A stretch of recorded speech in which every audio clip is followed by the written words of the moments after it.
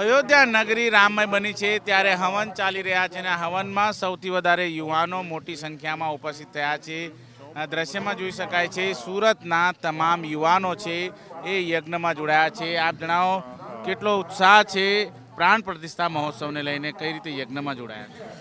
ખૂબ અમે ભાગ્યશાળી પોતાની જાતને અનુભવીએ છીએ કે આજે 500 વર્ષ પછી જ્યારે રામલલ્લા ભવ્ય મહેલમાં વિરાજમાન થવાના છે અને તેવા સમયમાં અમને અયોધ્યાની અંદર પુણ્ય ધરતી ઉપર અમને અહીં ઉપસ્થિત રહેવાનો જે એક અનેરો અવસર પ્રાપ્ત થયો છે, અમે તો એમાં જ પોતાની જાતને સૌભાગ્યશાળી માની રહ્યા છીએ. અને અહીં જે સંતોની વચ્ચે અમે લોકો છીએ અને જે સરસ મજાનું 1008 હનુમંત મહાયજ્ઞ કુંડી યજ્ઞ અમે કરી રહ્યા છીએ, તેમાં જે અમે આહુતિઓ આપી રહ્યા છે તે આહુતિઓ પોતાની અમારી અંદર એક ઉર્જા પ્રાપ્ત થઈ રહી છે. અને અમે એવું માનીએ છીએ કે રામ ભગવાન જ્યારે વિરાજમાન થશે 22મી જાન્યુઆરીએ, ત્યારે સુરતના આવેલા તમામ અમે યજમાન લોકો અહીંથી બધા સુરતવાસીઓ માટે સુખ શાંતિ અને સમૃદ્ધિની પ્રાર્થના કરીને ભગવાનના આશીર્વાદ લઈને જવાના છીએ.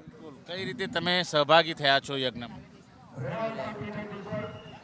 આપ જણાવો, જે રીતે યજ્ઞ ચાલી રહ્યો છે કેટલી મોટી સંખ્યામાં લોકો જોડાયા છે? कितनी होंगी फिर भी? से राममय हो चुके हैं सारे। 4,000 होंगे, 4,000।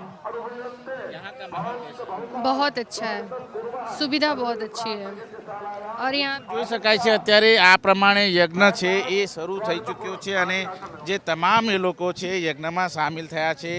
आप बताइए किस तरह से यज्ञ में आप यहाँ पर मौजूद हुए हैं, कहाँ से आए? હું સુરતથી આવ્યો છું ને હું 12 તારીખે અહીંયા આવી ગયા છું ને 12 તારીખથી લઈને 23 તારીખ સુધી અહીંયા જ છું ને રોજ હવનમાં ભાગ લઉં છું 5 થી 6 કલાક. ને મારા માટે બહુ સૌભાગ્યની વાત છે કે મને આ અવસર મળ્યા કે ભગવાન શ્રી રામના મંદિરના પ્રાણ પ્રતિષ્ઠા માટે અમને હવન કરવાનું સૌભાગ્ય મળ્યા છે. એના માટે અમે બહુ ખુશ છીએ ને બિલકુલ ખૂબ જ ખુશ છે તમામ યુવાનો. અત્યારે જોઈ શકાય છે યજ્ઞ છે એ અત્યારે હાલ ચાલી રહ્યો છે અમૃત મહોત્સવમાં અને આ અમૃત મહોત્સવની અંદર સામેલ થઈને તમામ એ લોકો છે એ ધન્યતા અનુભવ્યા છે, અહોભાગ્ય સમજી રહ્યા છે. કેમેરામેન પ્રદીપ સાથે ધનરાજ બાગલે, એબીપી અસ્મિતા, અયોધ્યા.